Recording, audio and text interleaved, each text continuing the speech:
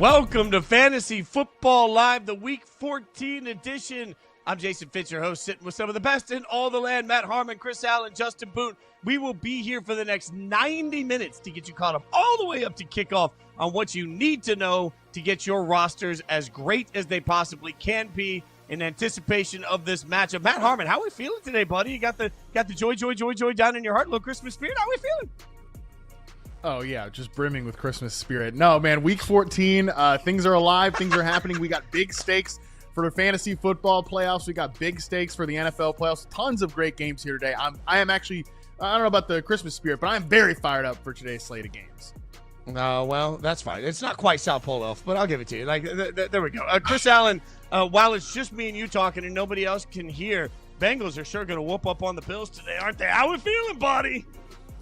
No, I'm not going to say that. I said that's why up on the board you see it's. I just want peace today, fellas. I just want peace. That's all I'm saying, because I know the team that Boone roots for and the team that has taken years off of my life are playing against each other today, and I'm not going to say anything bad or against it. We're not doing any of that. I just want positive vibes in the air for everybody. I'm going to be the Rob Lowe meme of just having the NFL hat on, and I hope both teams have fun. That's all I'm going to say for right now. Oh, look for right now. Yeah, for right now is the key part of that. Justin right Boone, while it's just me and you talking and nobody else can hear, the Bills are sure going to whoop up on the Bengals today, aren't they? Let's go. I hope so, but I mean, I felt a lot better about this matchup a month ago when Joe Burrow seemed like he wasn't going to be back for it. Now we got Joe Burrow back. I am definitely a little bit worried about a game that the Bills certainly need. They are clinging to that final wild card spot.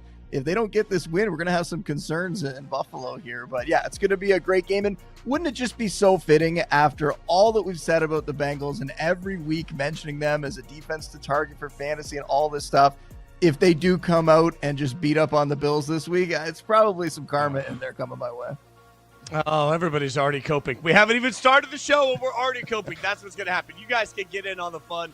All you got to use is the hashtag AskFFL on Twitter X to send your last-minute roster comments. Plus, we're monitoring the chat as we speak. So drop them into the chat. We'll get as many in as we can over the course of the show, of course, to help you. But we're 90 minutes from kickoff, so let's take a look at some of the injury updates, the actives, inactives. T. Higgins, Chris Olave, Dalton Kincaid, all active, significant there. And then Drake London with the knee had been ruled out on Friday, so Drake will be inactive, I should say, there. Now, look at some of the later games this afternoon. We got some significant news here, too. Jaden Reed expected to play. Rome Odunze out. Justin Herbert is questionable, only days after surgery on his hand. And Omarion Hampton breaking his hand. Omarion Hampton expected to play. So the Chargers may be getting back a key running back. Gentlemen, it is Week 14, so let's get what to watch.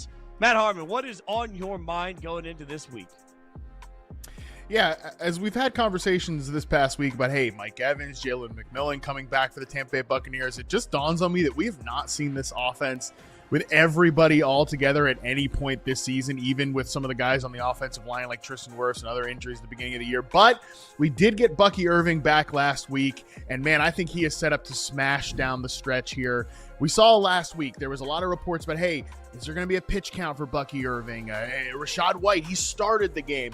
This was yet a reminder that stuff just doesn't really matter. Like, these are human beings, and I think the Bucs wanted to put that out there to say, hey, well, Bucky Irving was a guy who has not played for a long time. There was talk about it, mentally, what state is he in as he's missed this much time? How's he going to react to his first game back? Well, as soon as the game happened, it was immediately apparent that Bucky Irving was completely ready to rock.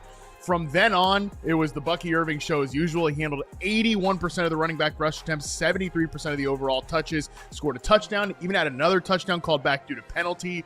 And again, the rest of the way, this looks like a guy who's going to be someone who really helps you out. According to Sharp Football Analysis, the Bucs have the easiest strength of schedule the rest of the way. He gets the Saints, the Falcons, the Panthers, and the Dolphins the next 4 weeks. No stay-away matchups in there. I think that looks like a clear green light for Bucky Irving. I think he's going to go down as one of those guys that obviously it really hurts your team in fantasy to not have him that long stretch, but down the stretch, he's someone that is really going to help you win your league. And don't tell me it can't be done. You can survive one major injury. I actually have a Bucky Irving team where he's been on my IR spot forever, and I've held down the second place spot in that league. Shout out to me for a long time, although I got a big matchup with Chris Allen this week, so we'll see what happens in that particular league. But regardless, Bucky Irving, you can survive the loss, and I think he's going to really help you and hopefully me down the stretch. I just love shout out to me being part of the quotes of this show so far. I love every ounce of that. I'll give you the first thing I got my eyes on in week 14, and it's the no Bronco zone. Look, I know the Broncos are good and the Raiders are terrible. That is not breaking news. But you got to look at some of the numbers when you look at this matchup, and it's why I don't trust the offensive pass-catching weapons for the Denver Broncos, even though they are a mismatch for the Raiders, because, frankly, Bo can't figure out zone defenses. And this has been well chronicled over the last few weeks. Everyone's trying to figure out, look at his rating versus man versus his rating versus zone. He goes from 18th to 31. Look at his completion percentage versus a zone defense, 62.5, which ranks 35 against zone in that process. So then ask yourself, why do I care about that? Because the Raiders, as bad as they are, run the second most zone in all of the NFL. So now you've got a matchup problem, even though the talent isn't a matchup problem, the coaching isn't a matchup problem, and the game shouldn't be a matchup problem. I continue to remind you that the Bover throw is part of the essence of Bo Nix, right? Like, he just is going to miss some throws, and against zone, he seems either a combination of hesitant or inaccurate, which is a bad combo to have. So even though I think the Broncos are a much better team than the Raiders, I don't trust the Broncos pass-catching weapons today, simply because I don't trust Bo Nix against his own defense, even if it's a bad defense that he's facing. Chris Allen, what do you got your eyes on for us as Week 14 storyline? So we had three teams, either close or inexplicable losses in Week 13. It was the Colts, the Eagles, and the Rams. And I'll be watching to see who bounces back either today or tomorrow based off when they play. But I've got an idea of who has the best shot. Because I'll be honest, I've got some concerns about the Colts going down to Florida. First, that game is projecting to feature some mild to heavy rainfall. Plus, the Jaguars' defensive front has been a problem for most of the year. No opposing rusher has run for more than 65 yards on them. 5 of the last quarterbacks to face them have been under duress for more than 35% of their dropbacks, and 2 of their last 3 have thrown no touchdowns. So still, I think, pass game options like Tyler Warren should be fine, but the rest of the options, even guys like Alec Pierce, Michael Pittman, and even JT might struggle in this game. So the Colts, I'm not looking at them as guys that might be able to at least give us some confidence about the rest of the season from a fantasy standpoint. And then if you flip over to Philly, AJ Brown is fixed, but the rest of the offense is broken. Landon Dickerson and Lane Johnson have missed multiple practices throughout the week. Jalen Hurts hit his 3rd lowest passing success rate against the Bears on last Friday, and his under center play action rate has been back to where it was at the earlier parts of the season. It's like they learned nothing about his success from earlier in the year. So, the Chargers aren't world beaters on defense, but if we're also thinking they're going to assume some level of a heavy rushing attack with Justin Herbert somewhat banged up, will we see enough drives for us to really believe that this offense is back to where it was towards the back end of last season before they made their deep run and ultimately the Super Bowl win? So that leaves me with the Rams, who I think probably has the best chance of getting back to their high-scoring ways, because despite the multiple turnovers, Matthew Stafford was at least a 50% passing success rate, meaning from a down-to-down standpoint, he could still get the ball out to Devontae Adams, Puka Nacua, even Colby Parkinson a little bit here and there. And with Arizona missing multiple defenders or starters on defense, I would have at least the most confidence in the Rams bouncing back than the rest of those guys, and that's what I'll be watching for in Week 14.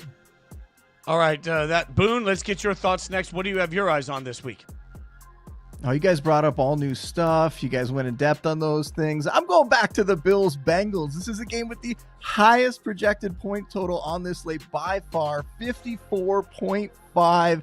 This is going to be a shootout between these two teams. I was keeping an eye on that projected point total because I thought maybe the weather would bring it down a little bit. It's actually gone up, so it's going to be really cold. There might be a little bit of snow in this one. Doesn't seem like Vegas thinks that's going to be a problem. And of course, it's Josh Allen, it's Joe Burrow. These offenses can score on anybody.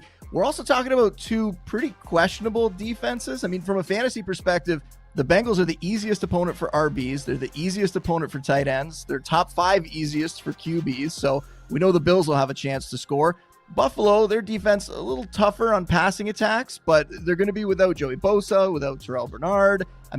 Burrow, Higgins, Chase, they're probably matchup proof regardless. But on the defensive side for the Bills, they give up the 4th most fantasy points to RBs. And fantasy-wise, we're a little bit concerned about Chase Brown now because Samaje Perine's back. They're splitting. He still had a decent game last week. I think he's still going to have a decent game in this one based on the matchup. So very exciting. A lot on the line, like I mentioned off the top, for these two teams. And that's important for fantasy because if I have the choice, I want to be putting guys in my lineup whose real life teams are actually competing for something. And for the Bills, the dreams of winning the division are probably gone at this point. So they just need to do enough to get into the playoffs and get a wild card. For the Bengals, only 2 games back of the Ravens and the Steelers. So if they get this win, they are right in the mix there as well. So it's going to be a super exciting game. You guys are going to talk about it a little more later. I'm going to be in the rankings cave at that point, though. So I had to get my piece in now. I love that. And by the way, you're right. For anybody that hasn't taken a look at the NFL standings, do. Because when you start looking at 7, 8, 9, 10, you'll see a lot of teams with their backs up against the wall. They're going to play. All right, Boone is our resident rankings rankings ranker. I'm going to learn how to say that. He's a resident rank. I don't know. He does the rankings. So he's going to go figure out the rankings. I'm going to figure out how to talk. And in the meantime, he's going to take a minute. He'll figure out who's moving up, who's moving down. We'll bring him back in a few minutes to tell us. And in the meantime, the rest of us will take a look at some last-minute pickups while I figure out how to speak. Last-minute pickups for Week 14. These are players that are under 50% rostered that still could be added before kickoff. You can still save your team. Harmon, what do you got for me? Okay, this is like the bare minimum that you can get excited about at running back off the waiver wire, like a player that you can grab and potentially start. I'm not saying that this guy is going to come in here and be that nominal league winner down the stretch, but Chris Rodriguez of the Washington Commanders is still pretty widely available, and it does seem that he has completely displaced Ja'Cory Cross-Kimmer, any of these other guys to be the number one back in Washington. Coming out of the bye last week against the Denver Broncos, he had a 52% share of the running back rushes, led the team in snaps. He got the goal line work. He is clearly the guy that they're most happy with right now, and I think I can kind of understand why they've gone his direction. He's more of that hammerhead back. He's got more power between the tackles than a guy like JCM, and I think this run game, which has always been really well designed with Cliff Kingsbury, they kind of just want to go at people right now, and they want to go a little bit more horizontal in the passing game. So I think it does make sense with just where they need to attack teams right now that they're going with him. I also think the run game will be better with Jaden Daniels under center. We typically see that with the quarterbacks who are a little bit more of the mobile threat. Like Marcus Mariota can move around a little bit, but Jaden Daniels is just a little bit different. I think that's going to help Chris Rodriguez in this game. And not only does he get a Vikings team that can be got on the ground by the running backs, he's got the Giants, the Eagles, and the Cowboys down the stretch of the fantasy playoffs here. I think he's somebody that can give you running back 3 production, maybe low-end running back 2 production if you're in a total pinch at that spot. All right, Chris, give me somebody that's out there that people could pick up that could help them. All right, so I'm working off just a 1-game sample here, but I'm interested in Darren Waller for the Dolphins. So especially in a weekend where if you were using guys like Hunter Henry, who's on bye, Theo Johnson, those types of tight ends and streaming the position, I mean, Waller's first game back from IR was at least encouraging.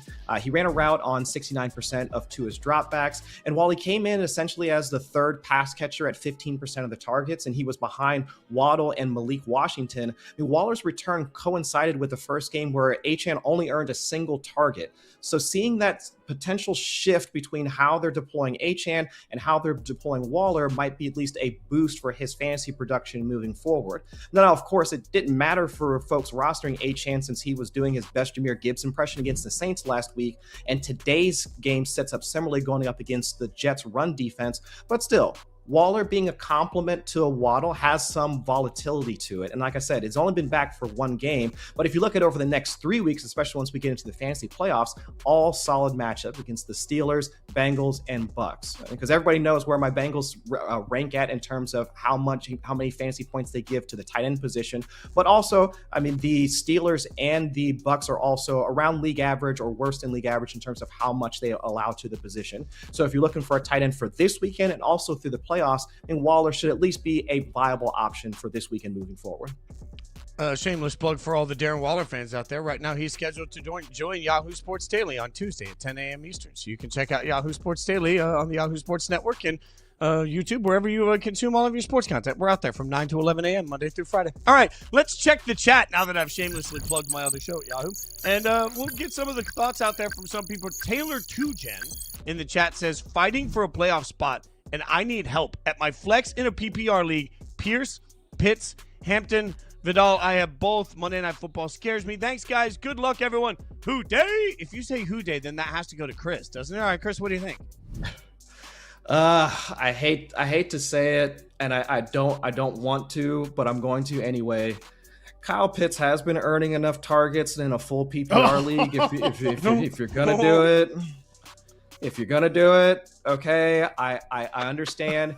Just because of the running back, we can't project how many touches either Hampton or Vidal are going to split in that backfield. And even with Jalen Carter missing for the Eagles, that run defense is still fairly stout. And then for the rainfall that I also talked about for the Jacksonville Colts game, and also the potential for any of those targets to shift to Tyler Warren, Michael Pittman, any of the other pass catchers also pop up in that game. So it's not, I would say, the best recommendation, or at least I don't feel the most confident about it. But if I'm looking for the easiest path to targets, it's probably Kyle Pitts.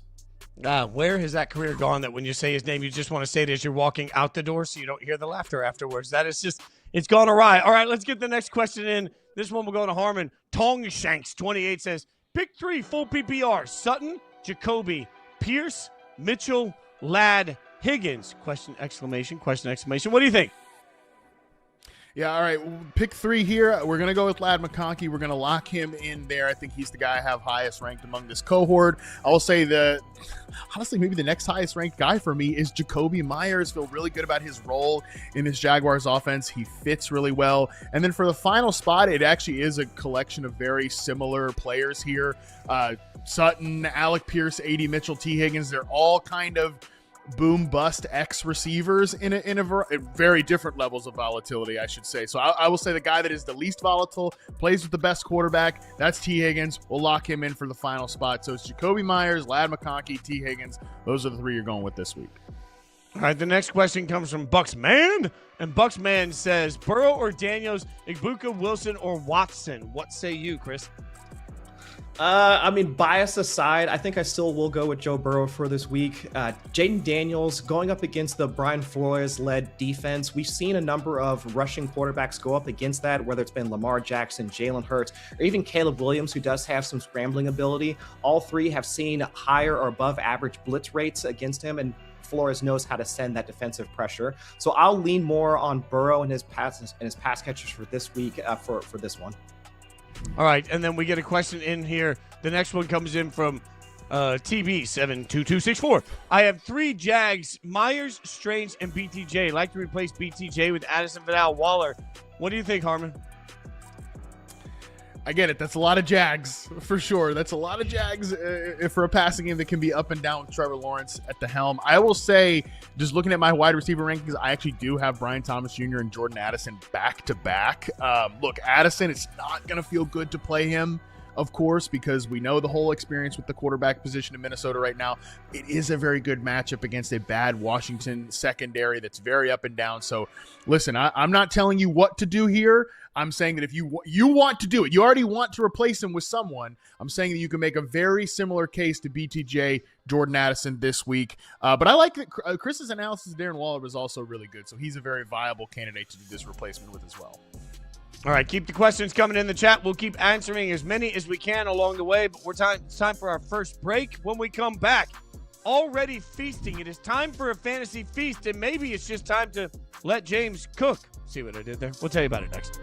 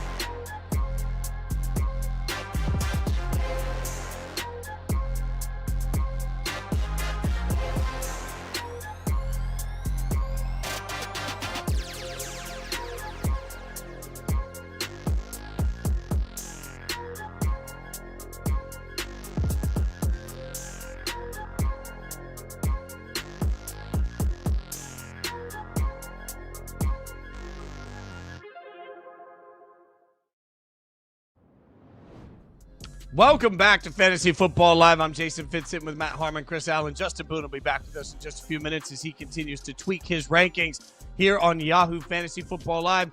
Thanks to everybody hanging out with us, obviously, on the YouTube chat and also watching us on the Yahoo Sports Network. We appreciate it. We got a fantasy feast coming up in Buffalo, with a bunch of points, it looks like, on the line. The Bills favored by 6, over-under on this one, hefty 55. Even with the snow falling this morning as we see the pregame footage. So let's take a look at this matchup from expectations. Chris, what are you feasting on here?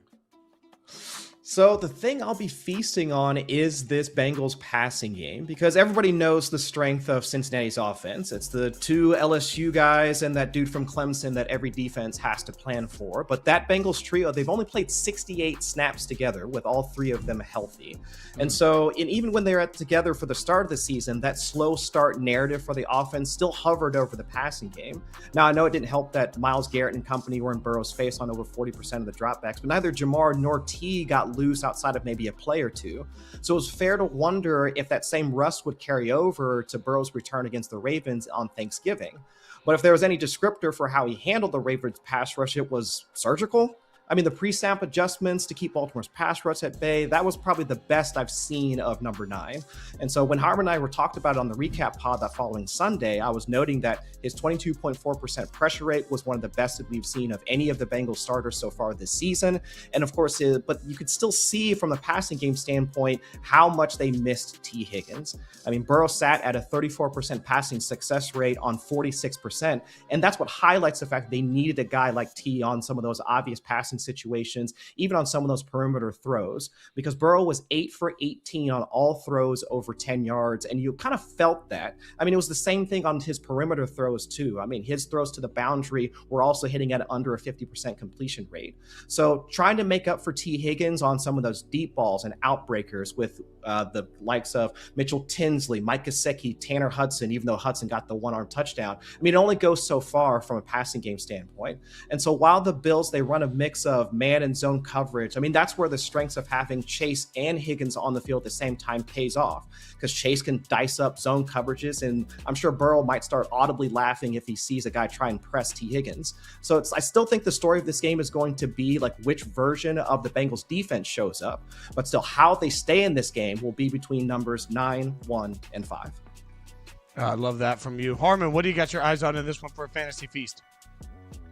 Yeah, this was mentioned a little bit earlier, but I'm certainly watching. Does the return of Samaje Perine actually matter for Chase Brown from a fantasy football bottom line perspective? There's no question that Samaje Perine, the veteran back, ate into Chase Brown's workload last week. So he had 58% of the running back touches Chase Brown did in week 13, 59% of the snaps. That was a huge departure from weeks 10 to 12, where he absorbed 90% of the touches and played 86% of the snaps. But Chase Brown still had a very good fantasy game last week in week 13, and I kind of think he can continue to be a good fantasy back, even if he's not playing that many snaps and getting that absurd workload, which the Bengals don't want him to. A quote from Zach Taylor when I was at his combine presser back in February of this year always stuck out to me, that he just kept saying, like, yeah, we're looking at running backs because we don't want to play Chase Brown that much. They think he can still be effective, maybe even more effective for them on a limited snap count, where he's not absorbing all those touches and he's not taking all that punishment. And again, I kind of think that can be the case, because not only did we see Chase Brown see 7 targets last week, which really matters a lot, also he averaged 1.65 yards before contact in weeks 10 to 13.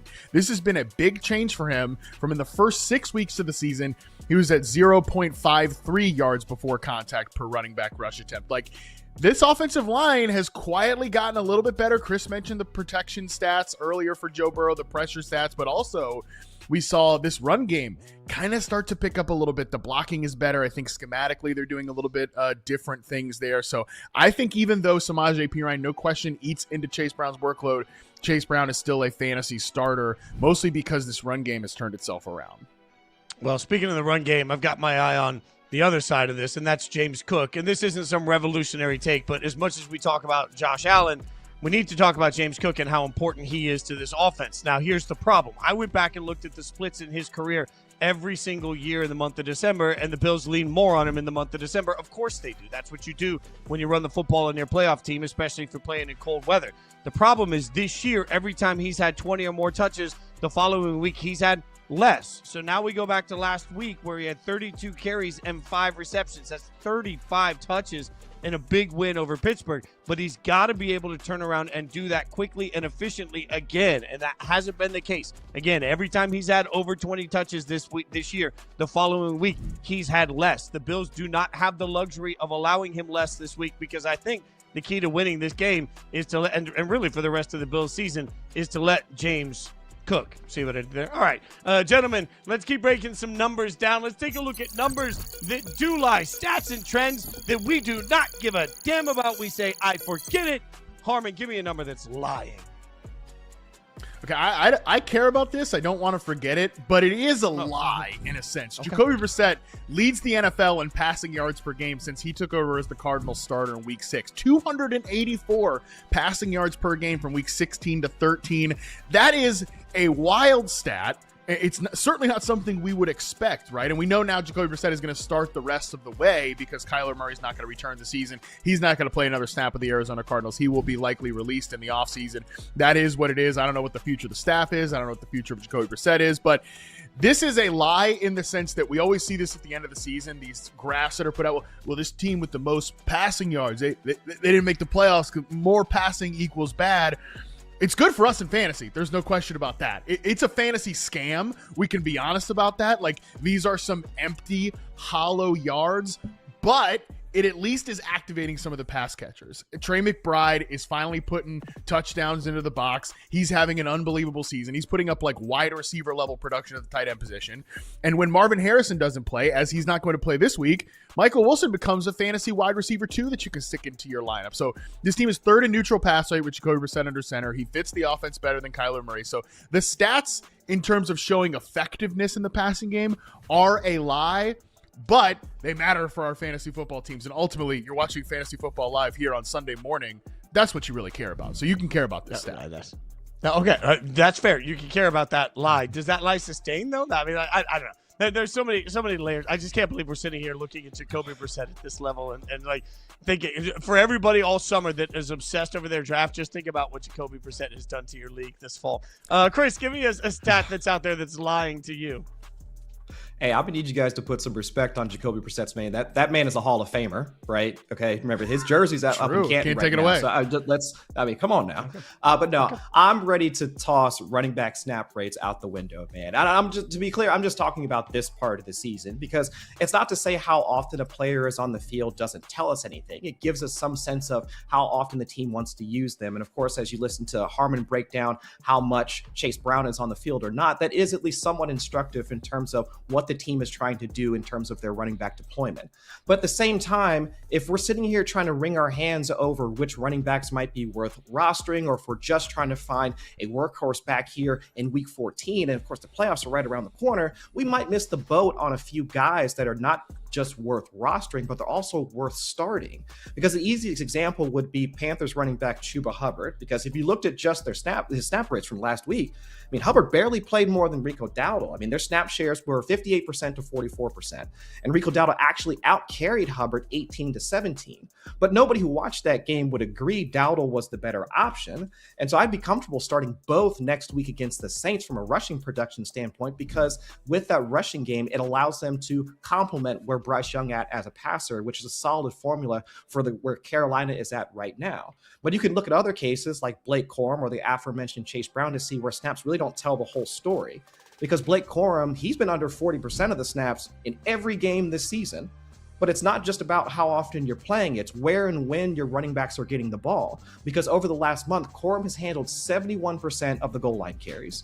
Offensive coordinator Michael LaFleur has talked about wanting a fresher version of Kyren Williams, especially with the Rams projected for a playoff spot. So that's where we've seen Corum break off long runs, also be able to get in the box. And it hasn't just been because Kyren Williams has had to go to the medical tent a couple of times.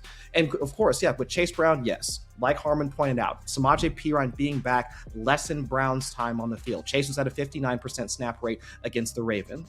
But 10 of P. Ryan's 14 carries came in the second half when, and I can't believe I'm saying this, the Bengals were actually protecting their lead over Baltimore. So meanwhile, Chase was at a double-digit target rate for the 4th straight week. So I say all this to say that snaps, they only tell us part of the story. And if a running back is earning touches in the areas that matter, like in the passing game or at the goal line, I'd be more interested than that than anything else. All right, let's bring Justin Boone back in. It is time to break some ranks. His break is over. We'll let the boys take a little break and figure out who's moving up or down the rankings. Boone, what do you got for me? I'm going to save the best one for last. There's one that everybody wants to know about, Fitz. We'll do that at the very end of the segment here. Let's start with Michael Wilson. I have him up to wide receiver 12, and it's not just Marvin Harrison Jr. that's out here. It's Greg Dortch that's out. It's Xavier Weaver who's out. Like, everyone in this receiver core is out. And remember, it was only a few weeks ago. We saw this happen once before with Wilson as the top target in that receiver room. 15 for 185 in one game, 10 for 118 in the other. They're passing at an incredible rate. He is going to get peppered with targets. It's a little bit tougher of a matchup. You go back to those 2 stat lines he put up. It was against the 49ers and the Jags. They're easier to pass on than the Rams will be, but still, someone's going to get the ball in this offense. I heard Harmon just mention Trey McBride basically is a receiver. He's the number 1 receiver in this offense, but we're going to see Wilson get a lot of work. He's somebody that you can play as essentially a low-end wide receiver 1 this week. It's a little bit volume-based, but Brissett, that connection, it is fantastic. It's going to continue, so make sure if you have him, he's in your lineup. Luther Burden up to wide receiver 33. Rome Odunze's out here. It's a stress fracture in his foot. We're not exactly sure when he's going to be back, but he is not going to be in this game.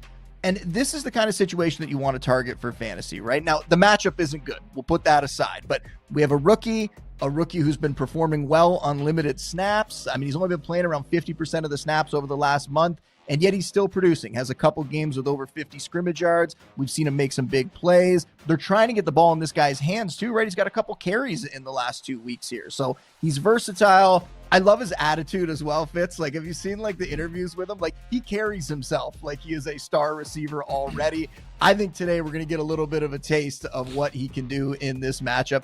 I would be starting him as an upside wide receiver 3. I think we could see him get peppered as well and see him have a really big day for fantasy. So if you're in a pinch, if you're trying to find that guy that could sneak into your lineup, maybe to play over somebody that has a weather situation or a bit of an injury situation, look to Luther Burden. Hopefully he's already rostered in your league. And then the last one I mentioned, Dalton Kincaid, and I'm saying Dalton Kincaid down to tight end 15. Now, I had him ranked very aggressively, and it's not just because of the Bills fandom here. It's because of the matchup. I mentioned it off the top. The Bengals are the easiest defense to face for fantasy tight ends, and it's not just like close. This is historical. Like, they are terrible.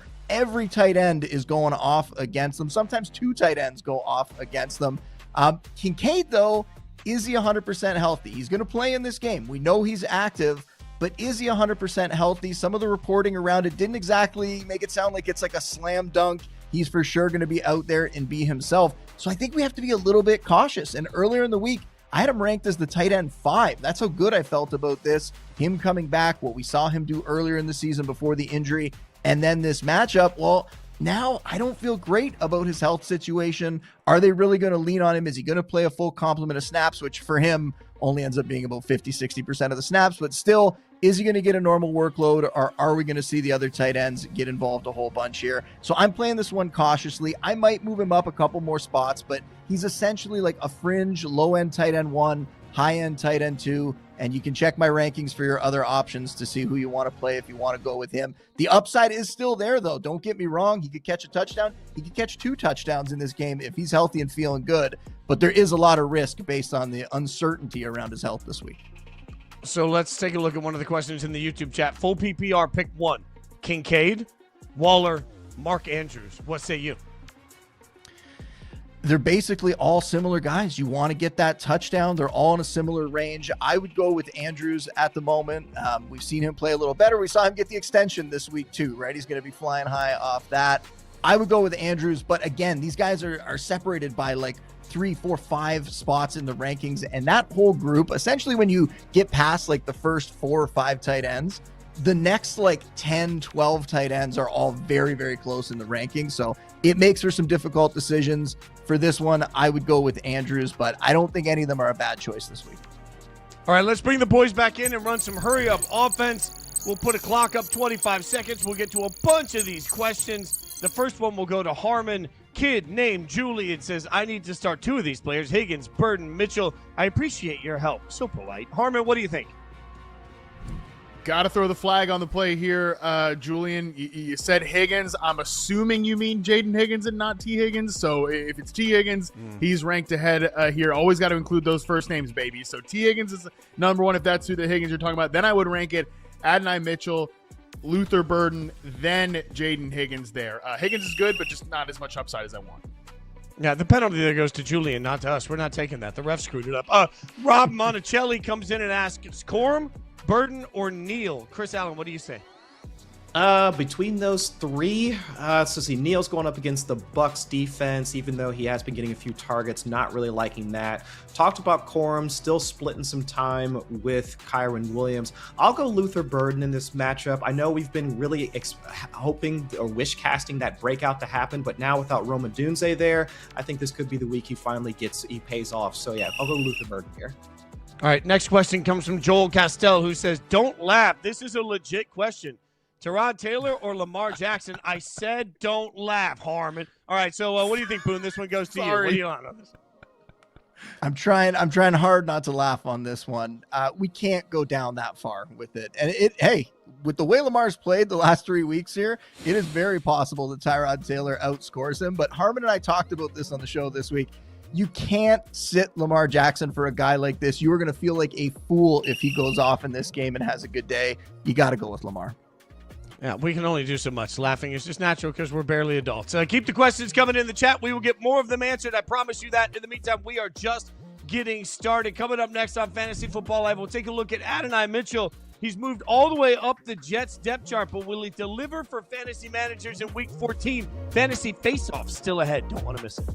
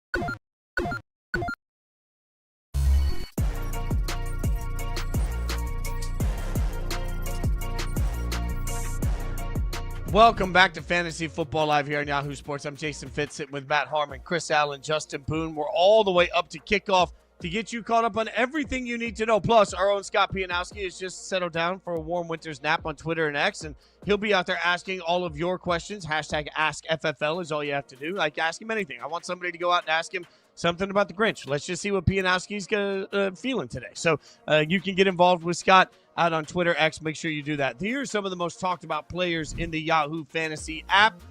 Jackson Smith and Jigba. Why half the people in here rooting against JSN? Dude has a chance to make history.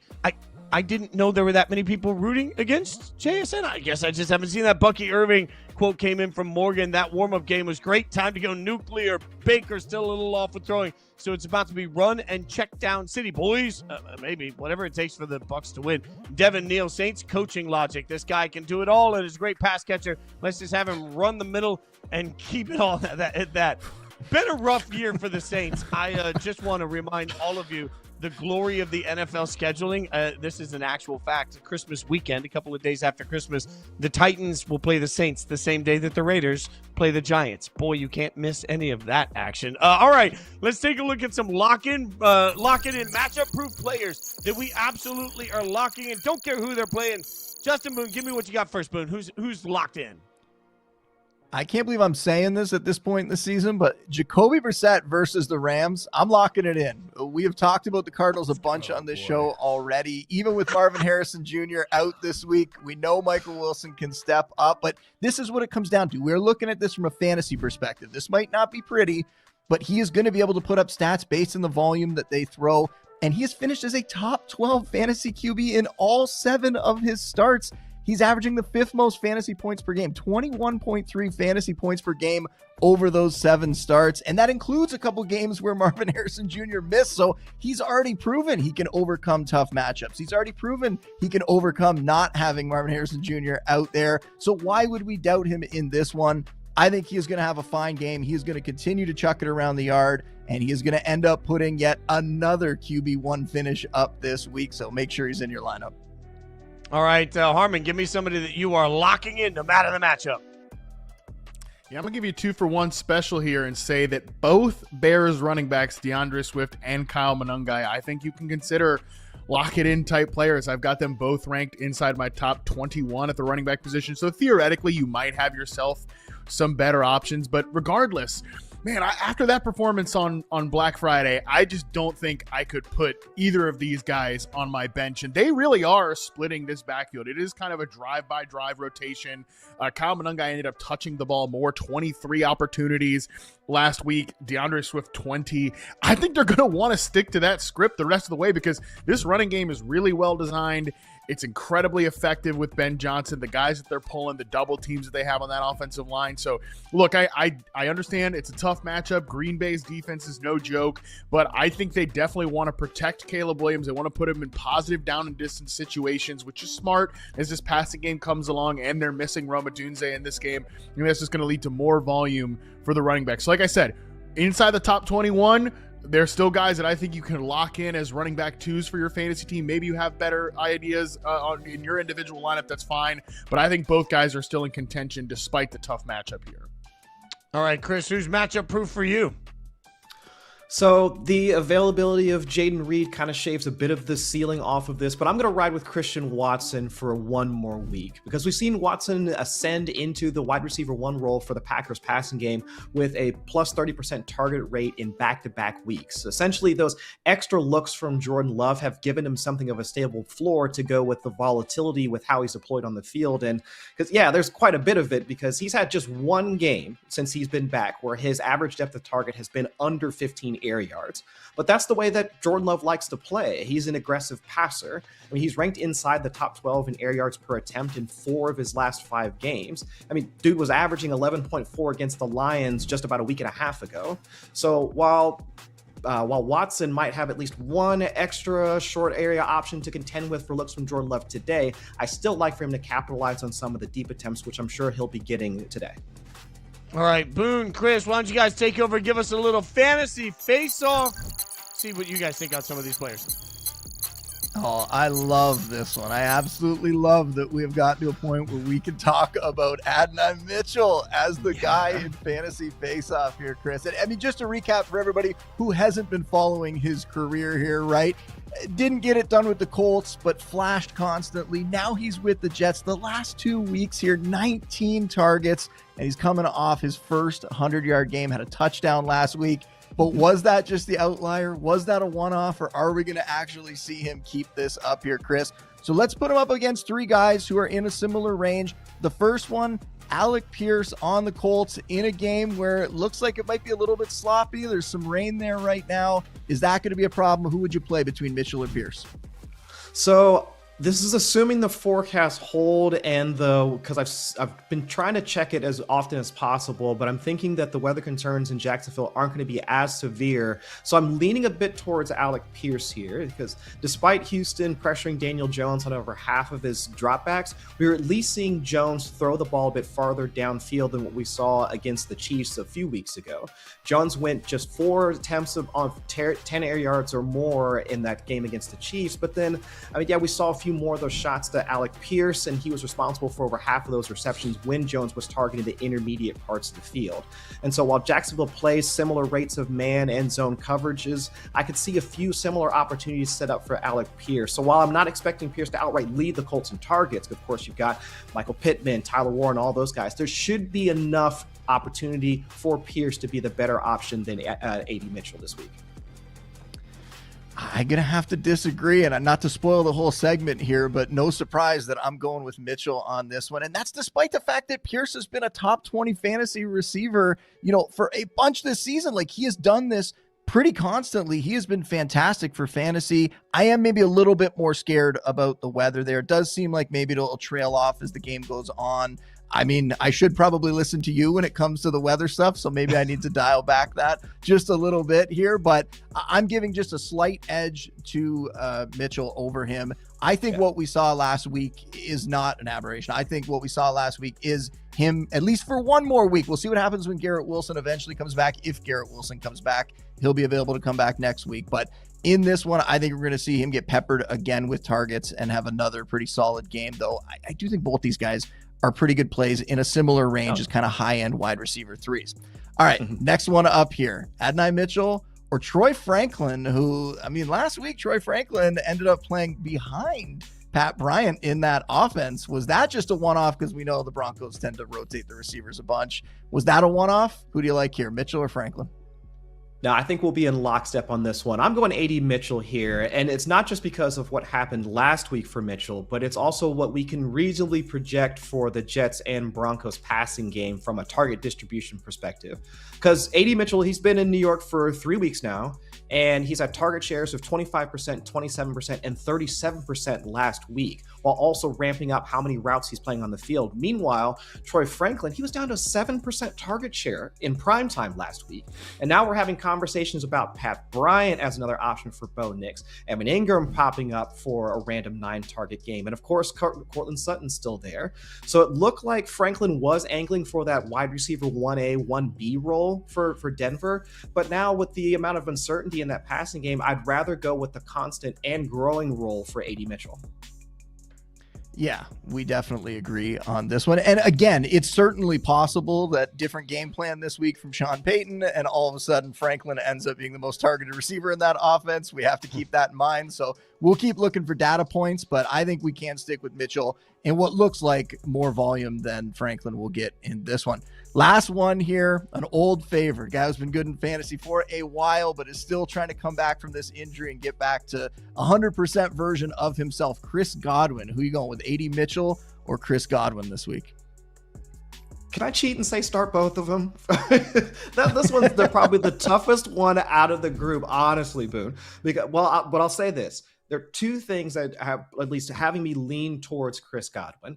First, it's just the Bucs team total. So the offense as a whole, they're projected to score a few more points. They have a higher team total. And also they're playing against a relatively easier opponent for the Saints. And so that's one thing. But also the second, the Bucs and Saints, they play a bit more up-tempo, which should lead to more drives and scoring opportunities. Because over the last 6 weeks, Tampa and New Orleans, they rank in the top 12 in plays per game. And the Jets and Dolphins, they're both in the bottom 8.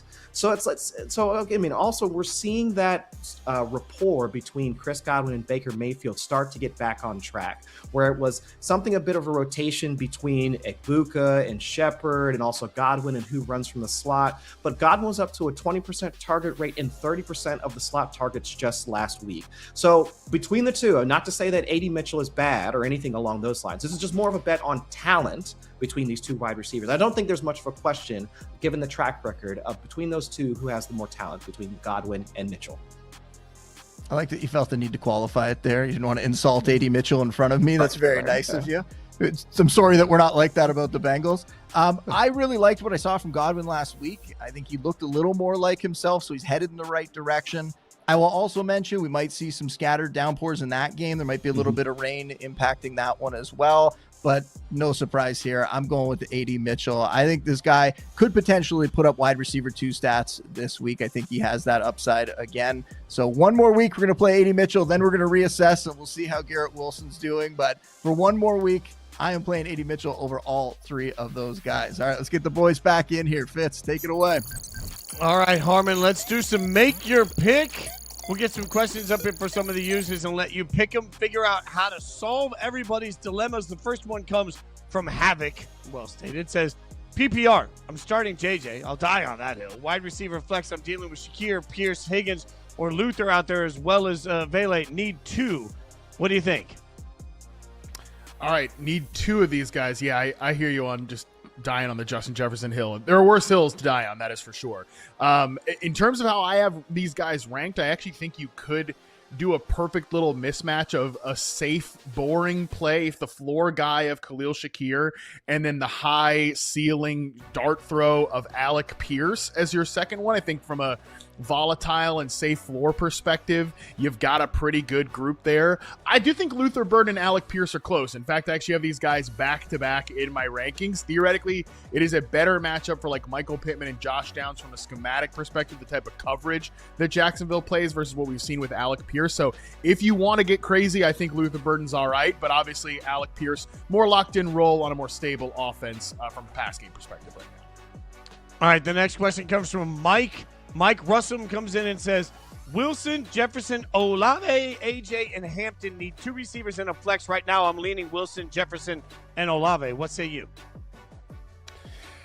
Yeah, this one is really interesting here. I do think Michael Wilson is in good contention here. Oh, man, so how many of these did he need? I mean, these are really good options here. This is tough. Yeah, he needs 2 receivers and a flex. Okay, 2 receivers and a flex. In that case, man, Amari Hampton, I'd love to wait on him here, but I think you have 3 good receivers that you can lock in, and those 3 good receivers to me in order would be Chris Olave, AJ Brown, and then Michael Wilson, strangely enough. So with those 3 receivers are the way I would go here. I'd give Hampton 1 more week to see what he looks like on Monday night and what the split looks like with Kamani Vidal. Oh, how the mighty have fallen that JJ wasn't at the top of that list because of his quarterback situation. Monty is the next question. Monty says, have 2 flex spots, half PPR, Woody Marks, Jaden Higgins, Bam Knight, Strange, Mitchell, # make your pick. What do you think? That's what I'm talking about. Yeah, let's get into the muck here with some of these options. Number 1 player for me, I do think Woody Marks is in a good spot here. Safe, kind of boring floor play here. He's one I would go with. I'd go with Adonai Mitchell kind of as the second option there if we're looking for 2 sort of flex plays here. Yeah, those are the top 2 guys to me. And then I think Bam Knight is another kind of safe floor running back play as well. But I'm glad that you have a good enough option at tight end. You don't have to play Brenton Strange, but I do think he is in a pretty good spot this week as well. Look at that. Harmon answering questions for everybody. Keep them coming. We'll keep getting them answered. In the meantime, coming up, will any running back deliver for fantasy managers under the lights in Arrowhead? It's one of the biggest matchups of the week. We'll preview Texans Chiefs on the other side.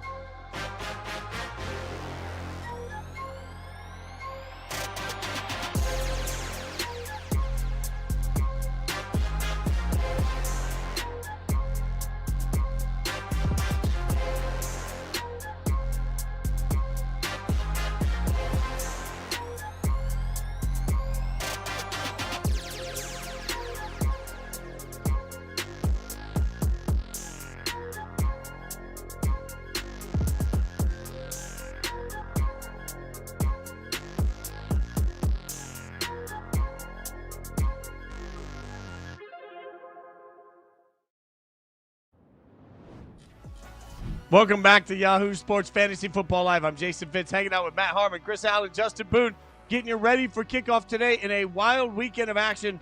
Week 14 is already here. I cannot believe it. And we've got one of the biggest matchups of the week going on between Texans and Chiefs this game at Arrowhead. The Chiefs favored by 3.5. Over-under on it, 41.5. A lot of desperation in this. So let's talk some talking points in this one. Matt Harmon, what's on your mind in this game? Yeah, I think Nico Collins is back to top 5 wide receiver status the rest of the way here, man. He's been absolutely cooking of the last 2 weeks. Since week 10, he's the 6th highest scoring wide receiver in fantasy points per game. After kind of starting the season on a very slow note, you got a lot of complaints about Nico Collins. And even in this stretch since week 10, he's had just one receiving touchdown. Now, he also has kind of a rushing touchdown in there. He had a 2-point conversion as well. So he's been finding his way into the end zone. He's been making big plays regardless of who is under center at quarterback. And that's kind of another point I want to make here on what has turned the season around for Nico Collins. There was kind of this weird narrative when Davis Mills was starting, like, oh, is Davis Mills actually better for Nico Collins and CJ Stroud? And of course, then we saw CJ Stroud comes in, he has 98 yards, and he found his way into the end zone in that game. That to me is less about the quarterback and more about the Texans sort of just accepting who they are as a football team during that stretch with Davis Mills. They got into more quick game, stopped with these like long developing routes. They stopped trying to run these like at you power runs. They're not that team. They're not that offensive line. And they made some changes on the offensive line as well. They installed Trent Brown as the starting right tackle. They moved Titus Howard to guard. And that's taken them from being this abhorrent 30-second bottom barrel offensive line to just bad. And if the offensive line is just not good, that's fine. You just can't be the worst in the league. So I think that really helps, not just Nico Collins, but all of these Texans skill position players, that they've got this offensive line, I won't say fixed, but they've improved it from the bottom barrel ranked unit in the NFL. Boone, what's on your mind in this matchup? I just wonder, are there any fantasy running backs that you feel good about playing in this game? Like, if you look at the Chiefs side, Kareem Hunt has done an admirable job, right? Isaiah Pacheco missed a bunch of time, and he's been good. Coaches love him. He's that kind of guy that gets what's blocked. He knows the system. They can feel confident having him out there. But he doesn't really add that much. So for fantasy, you kind of need him to find the end zone to come through for you. And I'm worried about this game, right? That offensive line is very banged up for Kansas City. And the Texans, I mean, 11th worst matchup for fantasy RBs. They've only allowed 2 rushing touchdowns to running backs in their last 6 games. So when you have a running back who kind of needs to find the end zone to get there, this is not a great matchup for him, on top of the fact that now that Isaiah Pacheco is back, at any moment we could see this backfield go in a different direction. So that's problematic. I think he's a risky RB3 play. And then the other side, Woody Marks, he was nursing an ankle injury this week, so we're not sure if he's 100%. He is going to play in the game, but even healthy, he hasn't really taken advantage of this opportunity that he's had, right? He's not really scoring touchdowns, just 1 TD in his last 6 games. Doesn't have as big of a role in the passing game as I expected, because he certainly has the skills to do it, but they're not really giving him a lot of targets. So you look at him as another guy who's just kind of like a boring fringe low-end RB2, but more likely an RB3. So I think if you can avoid it, you don't really want to play either back in this game. We know how good the Texans defense is. Even the Chargers, the 7th worst matchup for fantasy RBs, right? So this is not a spot to lean on the running backs, unfortunately, because this is a game that should have a lot of pace, could potentially have a lot of points, but I think it could fall apart when you look at the running backs in this one trying to come through for fantasy. All right, Chris, you're up, buddy. What you got? What's on your mind in this game? So through the Chiefs' struggles over the last month, there's been a healthy discussion about the play calling and if Andy Reid still has his fastball when it comes to schematics. But part of it has been the run game, just like Boone pointed out, the lack of production, a lack of, let's say, down-to-down efficiency that you would want to keep Patrick Mahomes in manageable down and distances. But I'd also say it's the waning production of Xavier Worthy, because the concept of Patrick Mahomes being able to support just one wide receiver in fantasy just doesn't make sense to me, because with Rashee Rice and Worthy healthy, we were expecting to see this explosion of both of those pass catchers. But for Worthy specifically, I mean, he hasn't had a 100-yard receiving game all season. I mean, he hasn't scored a touchdown since mid-October, and this is with Patrick Mahomes averaging the 4th most pass attempts with both of those guys healthy. So some of this is coming from Reid and offensive coordinator Matt Nagy trying to figure out how best to deploy both of those receivers. Because for the first few weeks with Rice back, I mean, it was mostly quick hitters for Worthy or shots downfield. I mean, 10 of his 18 targets were either on out routes or go routes, but he had just a 61% on target rate with those looks. But now over the past few weeks, half of his receptions have come on in breakers, crossing routes, and still getting a healthy amount of screens. So it's kind of like the Bucs receiver conversation we've been having about how does Igbuka fit in with Chris Godwin coming back. It's kind of those same things where teams are having to make those in-season adjustments to find out who fits where and where they fit best. Now, of course, going up against the Texans secondary, who's allowed one of the fewest points to opposing wide receivers, that's going to short circuit whatever the Chiefs are trying to do. But still, I want to try and see if they're going to try to continue to make those shifts in their game tonight. All right, gentlemen, it is time for prime time picks. You know the drill. This is where we go through a snake draft on 3 huge games for the weekend, a couple of prime times and one other. And we have an update on the standings. Big week right there. Chris Allen goes out and just dominates everybody, picking up the second win of the season. Could still go on a run. There's plenty of fun. Chris, you want an acceptance speech? Anything you want to say to your life coach? Or I mean, it's not a coincidence that I win when the Bengals win, so we'll see how today works out. All right, we'll see if that continues to be a thread. Now, the games that we're going to be picking from this week, we got the Bears and the Packers. We've got Houston, Kansas City, and we have the Eagles and the Chargers. Those are the three games, and we're back to the order that much of the season has spent with Matt Harmon picking first. So, Harmon, you're back up. You get the first pick, and you get the joyous advantage of the wraparound. What would you like to do with your first pick in this draft? Yeah, the wraparound is a curse. It is a burden. It is not a good thing at all. Rashee Rice will be the first pick here. Whatever. All right, there we go. That says that's the it all. sound of a guy who's mathematically eliminated. Correct. That means Chris, you're up next after the mathematical elimination. Chris, you're up. What do you got? I'll go ahead and take Josh Jacobs. I know he's still dealing with the knee injuries. Talked about it as much over the past couple of weeks, but in this game, I'll use a phrase Harmon said yesterday. So I'll go with Josh Jacobs here. Okay. I love the just overwhelming confidence. I'm still in this thing, and I don't feel confident about any of this. Like, I've agonized over the right way to go, the first direction of this. I try and get cute sometimes. It doesn't work. I'm just going to take A.J. Brown first in this. I need to take somebody out of Philly and the Chargers, and I'll take A.J. Brown, who's been on a heater the last couple of weeks, thinking maybe that heater continues. The Chargers beat up all over the place. I don't like a lot of the offensive weapons there. I don't like Herbert's hand injury. So I'll take A.J. Brown, and I'll cross my fingers and hope. That means it goes to you, Boone. You got 2 straight. Well, despite how Harmon is doing in this contest, he is one of the best analysts out there. And when he talks about a receiver, you got to listen. And he just mentioned that Nico Collins is back to being a top 5 fantasy wideout. So Nico Collins is going to be my first pick here. And then the second one, man, it's like you just said, Fitz, like it's kind of tough. Not really sure what to do. I don't want to take this guy, but Saquon Barkley, and just hope that he comes through, hope that he finds the end zone, because it has not been a great season for Saquon. Yeah, you're right. Like, it's weird that we're in a world where I sat there and didn't even honestly consider Saquon much for this. So I'm back on the clock, and I'm just going to take Christian Watson here.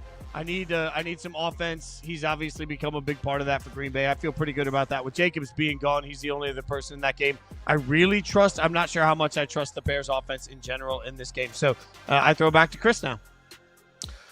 So I'll go Devonta Smith here. I know it's been more of the A.J. Brown show, but at least Devonta has been managing around 25% of the targets and not too far behind A.J. Brown in terms of air yard share. And that was also in the game last week where he was dealing with, the chest, shoulder injury, something along those lines. But full week of practice should be good to go for this week. So I'm hoping Devonta can find his way into the end zone this weekend. Harmon, that means you get the luxury, the bonus 2. Count them, 2 straight picks. What do you got for us? Yeah, the curse of these 2 spots, and particularly for, me as a person, I really struggle with, like, am I really going to take this guy over that guy? Am I really going to start this guy over that guy? And am I really going to find any 2 other players on the slate that I think are better than DeAndre Swift in that Bears game? And then Ladd McConkey, Chargers wide receiver 1 in that game against the Eagles on Monday night. I mean, his quarterback's got a friggin' broken hand. That kind of seems troubling. And yet I'm going to go ahead and take these 2 guys anyways, because listen, you dance with the one that brought you, and my broken brain is the one that brought me here, so we'll go down in last place here in this one. No, I like that you're firing on all cylinders. Come on, Harmon. This is a good lineup you got here. I feel like it's a wild world. I'm giving him move support along. right now. Yeah, Chris, what do you Move got? along. Oh man, because I want it. So I'm stuck with this KC Houston game, and like you guys were saying earlier, I don't want any of these running backs. So if I had to take somebody from either passing game, I'll look at Travis Kelce here. I know that the offensive line for the Chiefs is banged up, but let's see if they try and shift some more quicker targets to Kelce, get the ball out of Mahomes' hands a bit quicker. Because if things aren't working with Worthy, things are clicking with Rice already. Kelce would be the next guy in line, I think, to pick up some extra targets here. I'm going to beg for some bonus red zone. Jaden Higgins has been hot lately, so I'm going to take him and feel like maybe I can get some little extra red zone help in this game. So I take Higgins as sort of my desperation heave here, hoping to be better than lucky than good out of this. So I hear you on your analysis of Nico Harmon. By the way, you're very right, but I'll bet I need somebody from this game. So Higgins feels like the best that's left for me. So that means, Boone, you are cleaning up the rest. What do you got? Going back to a guy I talked about in breaking ranks, Luther Burden. He's getting his opportunity this week. I hope he comes through. I'm ranking him like he's going to come through. I think he's that upside wide receiver 3 who's going to have a good game. All right, gentlemen, we'll see how this goes. One thing we know is that Harmon isn't winning this year. The rest is wide open. All right, gentlemen, let's get to some hurry-up offense. We're going to take a look at some of the YouTube chat questions that are coming in through this process. The first one comes from MTHA5601. Need a wide receiver 2 and a flex to go with Higgins, Mitchell, Knight, Pittman Jr. Harmon, what do you think? Yeah, wide receiver 2 and a flex. We'll go Adonai Mitchell, I think, as the wide receiver. No. I think we're going to go with Michael Pittman. I'm not bold enough to say Adonai Mitchell over Michael Pittman. I think, though, from a flex perspective, it kind of depends on the rest of your lineup. If you need that boring, safe floor, I'd go with Bam Knight. If you're looking for the ceiling, that's Mitchell. All right, the next question is from Coastal Elite, who says, kudos to Boone for being number 1 in the rankings contest. Mitchell versus Miami, Addison for Washington, Higgins at KC in half PPR. Boone, we're just going to get your thoughts on this since you got the shout out. Let's go. I mean, it should be automatic based on what we did in that segment earlier. We're going AD Mitchell here, and the fact that I am this far in on AD Mitchell after he had one good game is probably pretty risky, and maybe this house of cards is going to completely fall apart on me, but I'm chasing the upside in Mitchell. Yeah, what could ever go wrong with that? The next question goes to Chris, and it comes from Dez. Caught it for sure. Hey, fellas, help me escort JCM to waivers last week, and I'm back for more. Start 2, full PPR. Woody, Saquon, Puka, C-Rod. Talk me out of sitting Saquon, crying emoji. Thanks, fellas. Tons of emojis with the little thing. I love emojis. Ask FFL. Chris, what do you think? I mean, yeah, I don't think I could talk you, or I'll talk you out of sitting Saquon, because at least for Woody Marks, we already talked about how tough the Chiefs defense can be. And also for C-Rod, he needs to get into the end zone. And I don't see that really happening this week, especially with how well the Vikings defense is playing.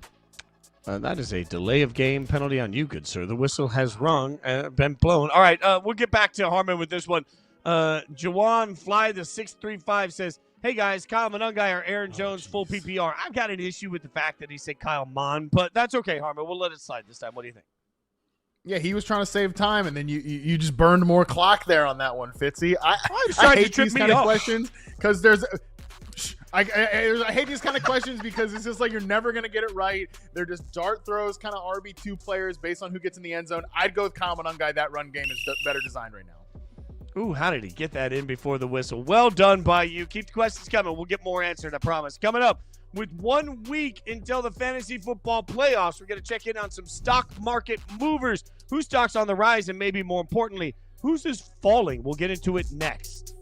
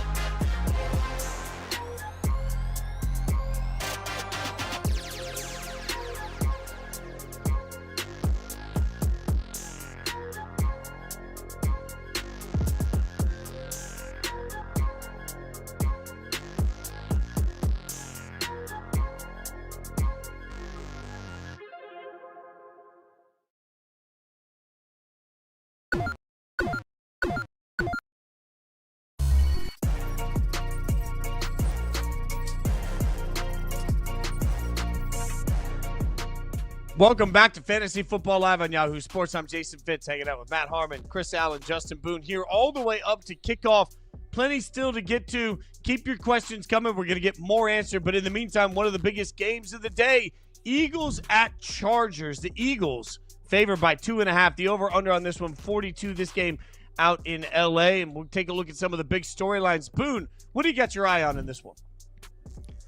I want to know what happened to Oronde Gadsden. I don't understand. I've been walking through the streets asking everyone, what happened to Oronde Gadsden, Fitz? I don't get it. He broke out. He had that monster month, week 6 to week 9. He was the third highest scoring fantasy tight end. He looked like he potentially had elite upside in fantasy. Then he did pick up an injury. We also had Quentin Johnston come back. Is that enough? Is that enough to just take him completely off the map here? Because since then, 13 yards, 41 yards, comes back from the bye. You hope that he'd be healthy. 27 yards. Those are his last 3 games here. And now fantasy managers have to wonder, can you even play this guy? I would not have him in your lineup this week. I moved him down into the tight end 2 streamer range. I certainly hope you have a better option. Guys that I talked about in the waiver wire column, I'd be playing them over him, like Brenton Strange and Colston Loveland. Dalton Kincaid, who we mentioned earlier, I'd play Dalton Kincaid over him, even though I'm concerned about Dalton Kincaid's health.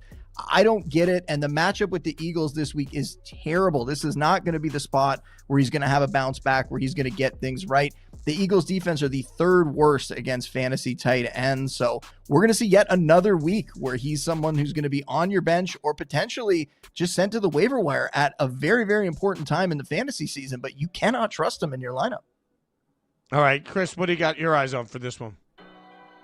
So as I was saying in the numbers live segment, we're all going to be looking for running backs with potential for production. But instead of looking at snaps, I want to see who's getting most of the touches for the Chargers, because we essentially had a game, maybe a game and a half, where Amari Hampton was the starter after Najee Harris went down.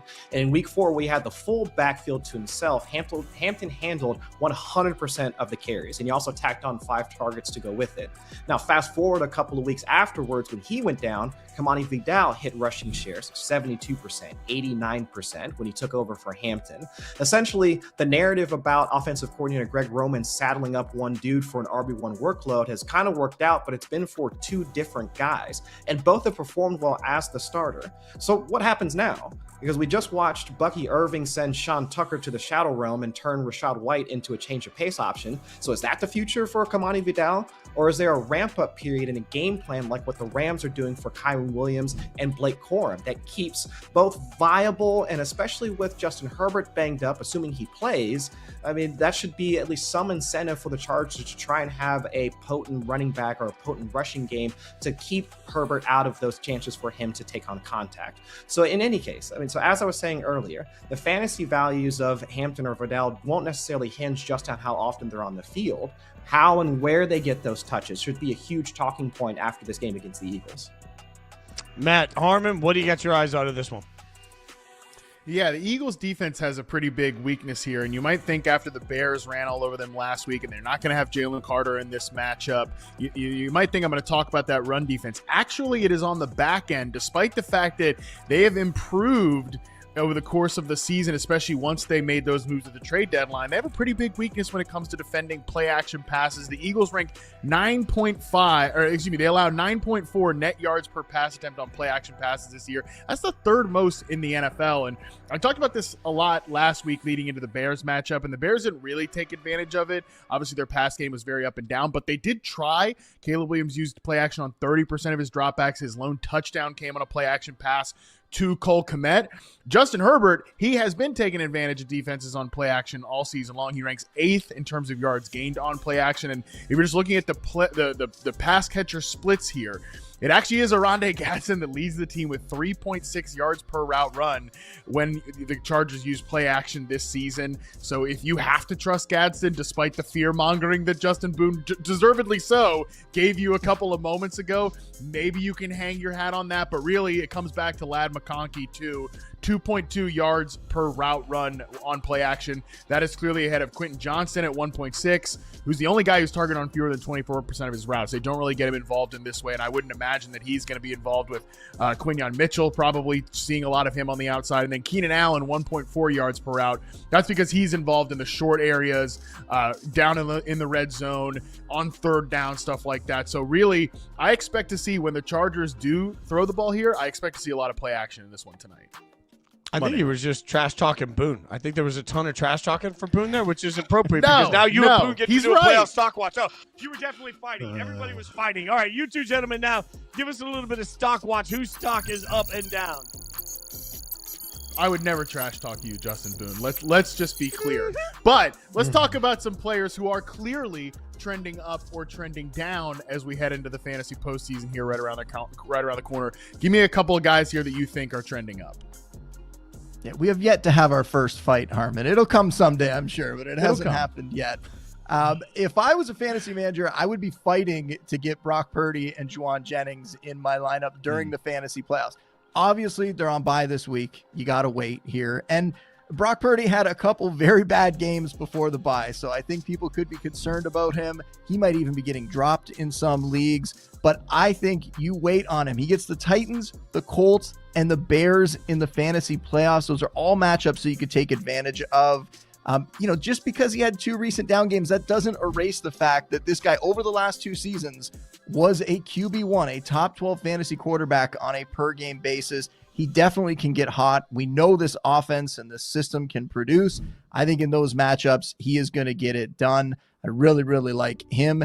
And then, for Jennings, he's been pretty consistent. 41 and a touchdown in week 9, 71 and a TD in week 10, 54 scoreless yards in week 11, 41 and a touchdown in week 12, 39 and a TD in week 13. The touchdowns are doing some of the heavy lifting there, but this is a guy who is essentially the number 1 receiver in this offense. The numbers haven't been massive, but I think he's been in some tougher matchups. Now he gets some easier ones, right? All those defenses that I mentioned that they're going to have to face here, they're inside the top 10 in terms of fantasy points allowed to wide receivers. So I really like these two. I think they're going to hook up throughout the fantasy playoffs, and I think they're going to help people get to a fantasy title and maybe even take it home. Love that call by you, and certainly loved what I saw out of Terry McLaurin last week, who's another player that I think stock is very much pointing up here as we head towards the end of the season.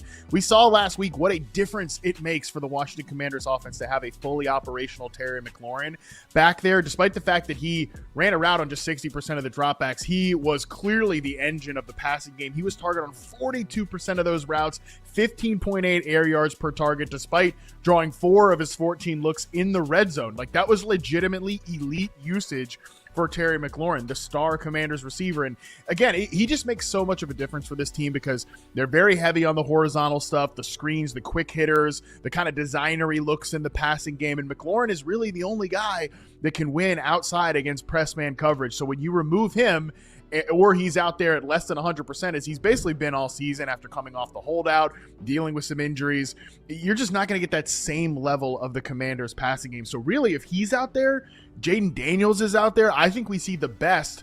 It's not going to matter for their playoff chances. Obviously, it can really only matter for us for fantasy. We're going to see the best of this Commanders passing game down the stretch. Now that especially McLaurin is back there, that just makes a huge difference. But Boone, we said this is a stock watch here. We can't be all positive. Whose stock do you think is maybe on the downturn here? This one's going to sound crazy because I've been talking this guy up the last few weeks in certain matchups, but this week he's going to have a great game. He's going against the Raiders. He's going to have a good game, but we're talking about the rest of the season, and the fantasy playoffs matter the most here. I'm going to RJ Harvey, stock down. And I think by the end of today, this is going to look like I'm a fool, but give it till the end of the season because you look at the matchups he has in the fantasy playoffs, right? It's up there now. The Packers, the Jags, the Chiefs. They are all inside the top 10 for fewest fantasy points allowed to running backs. On top of that, outside of the 2 touchdowns last week, because it ended up being a good game for him, but he's not really been killing it in the yardage department, right? 50 scrimmage yards versus the Chiefs in week 12, which was another tough matchup. And then last week in one that we really thought he was going to get home, 62 scrimmage yards, right? It was the touchdowns that really saved his day there. So if it wasn't for them, we might all be disappointed at the moment. Again, I keep putting this caveat. Don't look at his game today. Don't even pay attention to it, but just adjust your expectations in the fantasy playoffs. This is a guy who potentially is going to be a little more down in like the low end RB2 kind of range. He's had a matchup like the one last week where you look at him as a guy who could potentially be an RB1. He came through like that. Today, he might do the same, but in the fantasy playoffs, he's going to be more of like that low end RB2, maybe even lower. Those are tough spots to be in for him. So we look at him in a backfield. Sean Payton always loves using a bunch of different running backs. That's going to continue throughout the rest of the season. So RJ Harvey, his stock today might be going up, but again, by the end of the season, over the next few weeks, it will be going down. Yeah, just to underscore your point, Harvey ranked dead last in next-gen stats, rush yards over expected in each of his 2 games without J.K. Dobbins, which just sort of helps, not a perfect stat, but helps quantify what the running back is adding in addition to the blocking. Harvey's leaving some plays on the field right now, so we need to see, not just in these tough matchups, him obviously have a good script, but also we need to see him play a little bit better as well. So hopefully, Boone, we see that. But for now, let's see Fitz and Chris back on our screens here talking a little bit of props. All right, let's bring some props, some chances to make a little bit of cash out there. And Chris, I'll give you what I like. Derrick Henry over 86.5 rushing yards. Now, that's a beefy number because Derrick Henry hasn't necessarily had the year that most of us thought Derrick Henry would have, right? I understand that.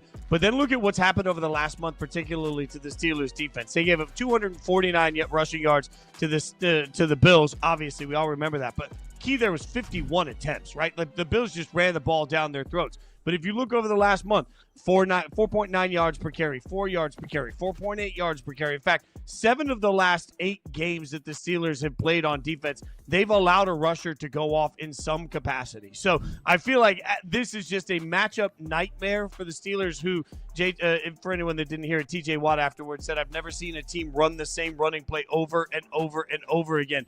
And they couldn't figure out a way to stop it. So I think this is a feed the beast sort of moment for Derrick Henry, who, again, not a great year for him, but 86.5 feels really attainable. What do you like out there in the props? So I'll go back to that Packers game when I was talking about Christian Watson earlier in the Lock It Up segment, and I'll go Christian Watson over 56.5 receiving yards. Talked about how his target share has increased over this past month or so, and now even with Jordan Reed coming back, I'm not expecting him to hit that 30% target rate, but as I was talking earlier, his average depth of target being in that intermediate to deep parts of the field that we know Jordan Love likes to target, I mean, that's where we can really see him start to get over those yardage totals, especially one like this going up against the Bears today. But also, this is also a Bears defense. While they have been playing a little bit better, I mean, they've also allowed the 7th highest explosive passing rate over the last 6 games, and also the 7th most PPR points per game allowed to wide receivers. So even if there are a few more dump-off targets to Jaden Reed, he's looking at either of the running backs, Josh Jacobs or Emmanuel Wilson, out of the backfield for release if there's going to be some pressure that the Bears get home. I still think he's going to want to take some of those deep shots, and it's going to go to Christian Watson. So him getting over 56.5, I see it as being almost a lock. Well, I'm not going to call it a lock, but I'll say it's almost a lock for today. All right, gentlemen, let's bring everybody back together and run a little bit of hurry-up offense. Put 25 seconds on the clock. Get to as many questions as we can. The first one comes from DHR Second Generation. Good morning, gents, with some fun emojis. Trying to clinch the top spot. I need 2. Neil, Charbonnet, and Alec Pierce. Love y'all. Let's go. Harmon, what do you think? Yeah, I'd love to say Devin Neal here, but man, you know, you're in danger of losing rush attempts to Taysom Hill. That's not fun. It's not the worst thing you could do. I'd probably play Charbonnet over Neal and then Alec Pierce for the other spot there. All right, the next question coming in from Aaron. Aaron says, Mahomes or Brissett, Hampton or Walker, Rice or Wilson. What do you think, Alan? All right, so between the quarterbacks, I'm going to go Patrick Mahomes, even with some potential for the passing game not performing as well. Mahomes can still get there as a rusher. Between Hampton and Walker, I'm going to go Ken Walker here. I'm thinking he's going to break off one of those explosive runs. Between Rice and Wilson, I mean, come on now. I have to go Rashee Rice here, even with the added work for Mike Williams today. Or not Mark Wilson today, sorry. All right, Boone, you get the next question, and it comes from Spencer, who says, pick one PPR, Watson, AD Mitchell, Burden. Thanks. Do it again.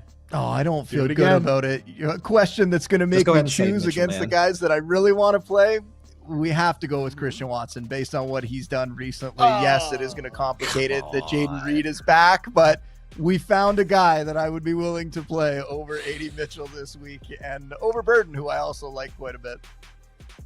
It's a Christmas miracle. We didn't know it could happen. The next question comes from Osman Muhammad, who says, Ertz or Rodriguez in flex full PPR? Ask Harmon. What do you think? God, talk about just like super boring, whatever. I mean, Ertz is probably the right answer here in a full PPR format, but I don't know. Whatever. I mean, it's just like the most boring play you could possibly make here. I'd play Chris Rodriguez and hope for the touchdown, but I'm admitting that Zach Ertz is the boring, safer play. All right, the next question from Air Brune, who says, Kincaid, Mitchell, Franklin, flex, full PPR. Chris Allen, what do you think? With the injury concerns for Kincaid in this one, and he's talking about he's going to give it a go, I'll go AD Mitchell here. We talked earlier about the lack of targets for Troy Franklin. I'll say AD Mitchell here, even though, of course, this is going to be the week that he completely duds out. We've been talking him up so much, it's going to to be bad. Yeah. Just zeros How many across the crushing board drops coming. does he have in this game? Yeah, how many crushing drops are happening in this game? I could already see it coming. The group text is going to be fire during this. Brian Fioretti is the next question. Brian says half PPR, need 3 from Hampton, Vidal, Neal, Corum, Mason, and Chris Rodriguez. Boone, what do you think? Oh, wow. Okay, we need 3 of these guys here. I actually do feel pretty good about Hampton. I think they're going to have to lean on him. So we're going to go Hampton, we're going to go Neal, and we're going to go Rodriguez. But, man, that is pretty rough. That's a tough one. That's a tough one. God. Still had a second to go. All right, the next question from TW, who says Rice or Egbuka PPR. What do you think, Harmon? Yeah, it's Rashee Rice. I think Emeka Egbuka can bounce back here at some point, maybe even this week. Not the worst matchup in the world for him to do it. I think that's totally viable. But, I mean, Rashee Rice, you can basically just, he's like a top 5 receiver play on the week. All right, that does it for this edition of Fantasy Football Live. We're back here, right here every Sunday morning at 11:30 a.m. Eastern to help you get all your lineups set. Also, we're around all week. You can wake up with Yahoo Sports Daily, 9 to 11, Monday through Friday. Hang out with me and Caroline Fenton, and catch the Yahoo Fantasy Forecast live on Yahoo Fantasy YouTube. We appreciate all of you watching. We hope you win and all of your enemies lose just terribly. Have a great week. Thanks so much for hanging out. Come back next Sunday.